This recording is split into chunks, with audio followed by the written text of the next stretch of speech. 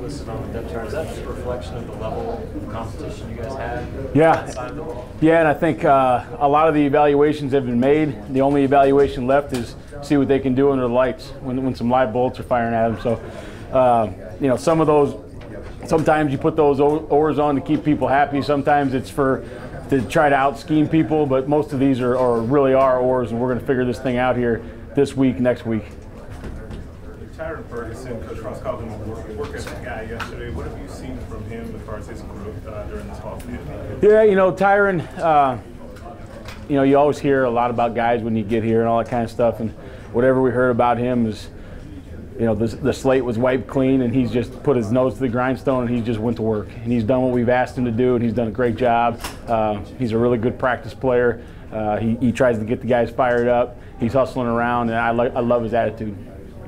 JoJo called Trey Neal like a cheat sheet for those guys at safety. Has he been kind of everything you hoped he would be in the 3 weeks or 4 weeks since he's been here? Yeah, I mean, you know, sometimes I guess kids, you know, they want to be with the coaches and hear it, but sometimes when you have a player that really knows what's going on, he maybe can relate to those guys in a different way. He can sit in the room with them without a lot of pressure on those kids and kind of teach them what's going on. And then out in the field, they know if they're out there and they don't exactly know what's going on, he's going to make the right call just from being around so long in the system. So he's done a great job, and I think those guys respect him, and he's fitting well.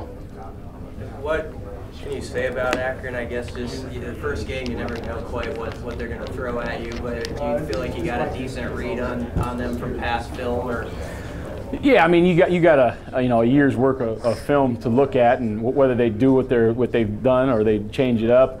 I don't know. I know they got a really good quarterback that's going to run around and throw it. They got a really good receiver that can take the top off, and returning running back that's pretty good. The good thing is when you're playing a spread team, for us, there's not a whole lot people do that we haven't seen. So we may come out there and they might be totally different, but I feel like we'll be able to adjust fairly well just from seeing so many looks from our offense. Yeah, we do a little bit. So we talked about it as a staff, and obviously Coach Frost and some of the other guys. And there's two contributing factors right now. Number one, the oars and the ands and the oars you guys mentioned. Some of those battles aren't won yet, are still being fought. So we didn't feel like handing out a black shirt to one of those guys that's an or or an and would be fair until we get a live evaluation. The other thing we decided was the last time we took the field, and I say we because I signed up for this, I'm part of it. The last time we took the field was not a very great performance for the black shirts, so we don't feel like anybody's deserves one yet until we see what they do in Memorial Stadium. Are you sticking with 11 for starters, or are you going to go forward? No, we'll go with who deserves them. So it might be 1, it might be 11. I doubt it'll be more than 11, but it could be anywhere in between. How do you feel about your corners right now? Can they play the way you want them to play so you can play the defense you want to play? Yeah, I mean, they're getting better every day. They're understanding what we're trying to get them to do. Is anybody there yet? No. On our defense, we got a ways to go, and we'll continue getting better and better and better and better throughout the year.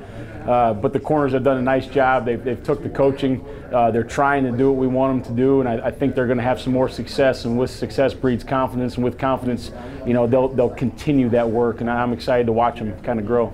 Do you because of the number of snaps your defense is going to face, it's likely that Braxton Clark and Cam Taylor will play? Yeah, it's likely there's going to be a lot of people playing on Saturday. So are they typical freshmen, or are they beyond their years in terms of experience, maturity, and talent?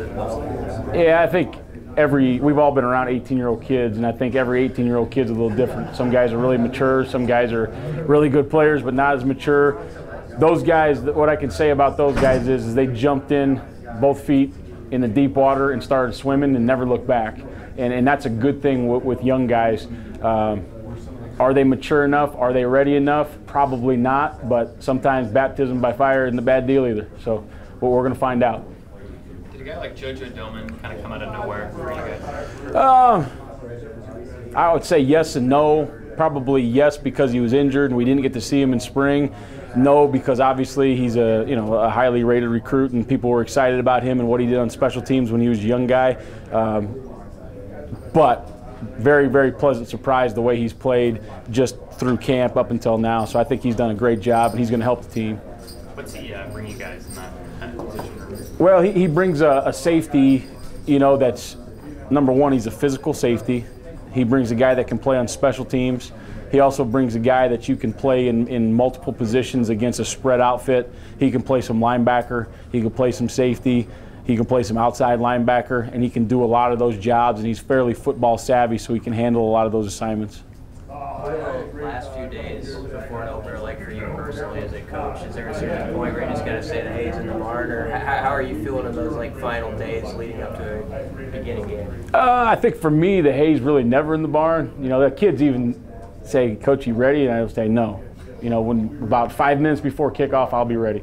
Now, does that mean we're installing more stuff? And no, I don't want to do that. I want these guys to play fast. But I think as a play caller, you're never ready enough. You're watching more tape. You know, at night you're watching film. You're trying to make sure your call sheet's right. You're trying to get sure you know the call sheet without looking at the call sheet. So, do I feel like our staff has got the kids ready so far? Yes. We have a little ways to go. Do I feel like the team will be ready? Yes. But for me personally, it's going to take me up until about kickoff.